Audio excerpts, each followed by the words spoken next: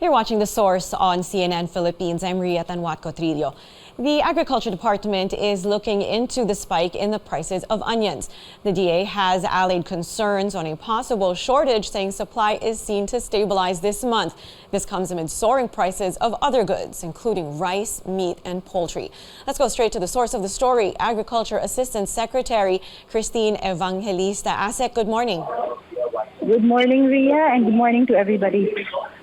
Ma'am, I want to talk about the supply of onions. Do we have enough supply of onions right now? And what caused this shortage in the first place?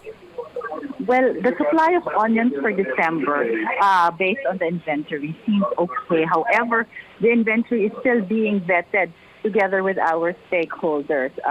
The BPI, the Bureau of Plant Industry, who is our bureau in charge of the commodity, says that we have inventory, and at the same time, we are expecting harvest this December, sometime second week to last week of December. Thus, it will add on to the inventory. But then again, the other side of the story is checking all the warehouses, the cold storage facilities for that matter, wherein all these onions are, so that we know how to help mobilize and bring them to the market. So, is there still a shortage, ma'am, or not anymore? For the month of December, looking at the demand situation, it seems like we have a supply, but definitely we also have to look into the months of January and February. And at the same time, we are also taking into consideration the demand during the month of December. Mm-hmm. So right now, there are data that shows that we are sufficient, but this is being vetted with our stakeholders to ensure that we are, as far as supply is concerned, sufficient for this month. All right, but could you tell us, ma'am, what caused the shortage over the past few months? Why didn't the Philippines have enough onions? Well, one problem is really the cold storage facility. Upon harvest of our farmers, they sell it to the traders, and then the traders put it in the cold storage. Now, when they're going to be released to the market is something that the traders decide. I'm sorry, it's a bit noisy where I am. So basically, that is the bottleneck that we've seen, and that is what we're trying to address. At the same time, the government is looking into buying directly from our producers, and we are looking into the harvest of our farmers this month and selling it directly to consumers through Kadiva. All right, ma'am, could you tell us now, as far as you can tell, how much do onions cost per kilo now this month? Well, right now in our price monitoring, we've seen that it's being sold at 280 pesos. At the most, it's 300. But in our Kadivas, we are selling it at 170 per kilo. Now, we will have a meeting with onion farmers to find out how much they're going to sell their onions, the ones they're going to harvest this December. And since we intend to sell that in all Kadivas directly to consumers, then we hope to be able to give a better price for our consumers. Right, and I believe you are on your way right now, ma'am, to a dialogue with farmers. Am I right? Yes, ma'am, because of course the biggest producer is Nueva Ecija, but we also have producers here in Pangasinan where I am right now. And this is a dialogue we'd like to conduct because not only are we concerned about their harvest for this month and the coming months, but also the cold storage facility which they badly need. So these are the things we're doing right now, and hopefully with a better approach of the value chain wherein the post-harvest facilities are available for our farmers, then we can address this problem, this perennial problem, and really find a solution wherein our farmers don't have to sell their produce at a very low price, and our consumers don't have to simply accept whatever price they see in the retail market, whether it's already, it's too high. But I think that's the intervention that we are looking at, and we are looking at immediate solutions that we can help. We can implement this December, and at the same time, long-term solutions, ma'am. Right. So, for clarity, ma'am, there is no shortage for the month of December.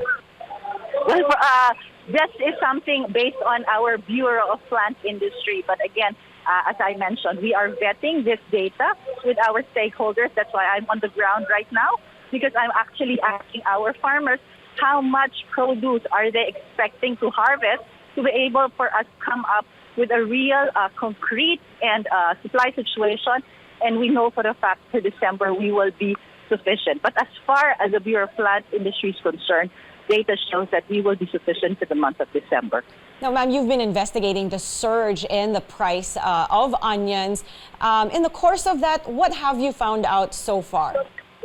Well, the bottleneck really is where our traders are. No, I'm not putting them in a bad light, but the thing is, we have to find a way. I understand that there are some cost considerations as far as storage is concerned, but I think one of the things that we have to do is to eliminate certain layers to be able to bring down the prices.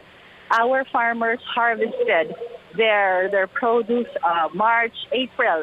Those are the peak of the harvest. Upon harvesting, they've dealt with traders, and the traders are the ones who put them in the cold storage facilities. And now that's what we're trying to address, is to work with the traders to bring down the prices, and the cost structure is very important so that we can see where are the areas wherein government can intervene, and in as much as we respect also the other members of the value chain, ma'am.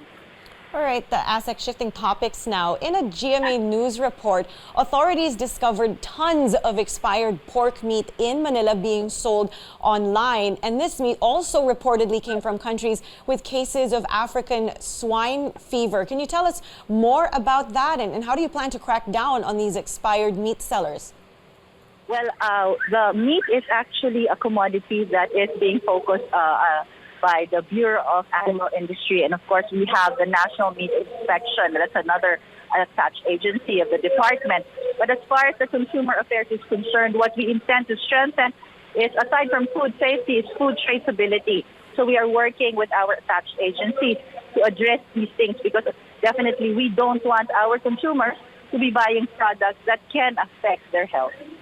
All right. Speaking of tracing, ASEC, mas mahirap po ba na matrace kasi a lot of these sales take place as online transactions? Yes, actually that is true. And again, e-commerce, as far as agricultural commodities is concerned, is something that we really have to look into on how we can put the safety net so that we can actually protect our consumers, and at the same time, we know for a fact, that's why I mentioned food traceability, I think, because it all boils down to that. All right. And speaking of safety nets, ma'am, what is your advice to consumers? How can they ensure that what they buy and what they consume is safe? Well, for consumers, actually, of course, I don't want to pass on the burden to them, but it's also wise to ask if it's a frozen product. It's always, when was it manufactured? When will it expire? So as a consumer, those are the things that we usually look at even before we buy any product from the shelf. So in online, then I think it's very important they ask what is the source. And again, I said I don't want to pass on this burden to the consumer. So I think this is where the department will come in again and try to police that only producers, only sellers with documents coming from our agencies that are in charge of these commodities can sell online. So that is basically the direction, ma'am. All right. Now, from pork, let's talk about fish, ASEC, specifically pampano and salmon. Can you clarify what exactly is the policy on the selling of salmon and pampano in wet markets and groceries? Well, the policy is being revisited by our Bureau of Fisheries and Aquatic Resources, and I'm waiting to receive any feedback with regard to any amendments that have to be made, because there are, of course, certain considerations that have to be looked into, wherein there is food security, the availability of the product. Safety is also always number one, and at the same time, what is the consumer preference? So we hope that we will get a report and recommendation from the Bureau of Fisheries within the week. And as soon as we do that, we can share it with you, ma'am. All right. Well, the Bureau of Fisheries and Aquatic Resources, they declared a moratorium on the confiscation of imported salmon and pampano in markets. This is still until when? Do we know? Right now, ma'am, I'm sorry, I cannot remember up to when, but I know that there is a moratorium. But this is something that we will again discuss with them, so that we also know they have a different enforcement and monitoring team from the Bureau of Fisheries. The Consumer Affairs will work with them also, because we are looking at other commodities, but definitely the other commodities under BIFAR will also be checked by the Bantay Presyo and also the other enforcement team. All right. Earlier, Asek, you mentioned the Kadiva Stores, and your department recently launched Kadiva Stores nationwide. How many of these stores do you have so far? Well, the Kadiva Stores are a combination of actual stores and pop-up stores and Kadiva on wheels. Right now, we have 304 nationwide. We are working on other sites. We are also looking into having more stores rather than pop-up stores, but at least our pop-up stores are there on a weekly basis. So there's a semblance of regularity for our consumers to be able to, they can budget not only their money but also their time, because they know every when Kadiwa is in their barangay. All right. So we should be expecting more Kadiva stores in different parts of the country. Yes, ma'am. All right. Asek, thank you very much for your time this morning. That was Agriculture Assistant Secretary Kristine Evangelista. And thank you for joining us here on The Source. I'm Ria Tanwat Cotrillo. You're watching CNN Philippines.